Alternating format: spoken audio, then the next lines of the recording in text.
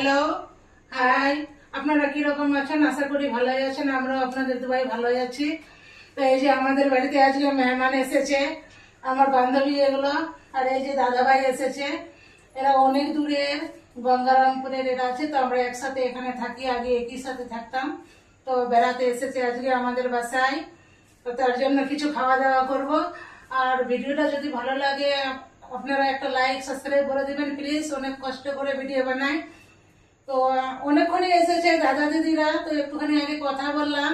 তারপরে ক্যামেরায় আসতে চাইছিল না, তারপরেও ক্যামেরায় আমি নিয়ে আসলাম জবরদস্তি। তো সবাই ভালো থাকো, সুস্থ থাকো। আর এই যে দিদিদের দাদাদের কিছু নেই, অল্প কিছু করেছি, মানে এই জুস টুস করেছি, ভাত রান্না করতে পারিনি। ঠিক আছে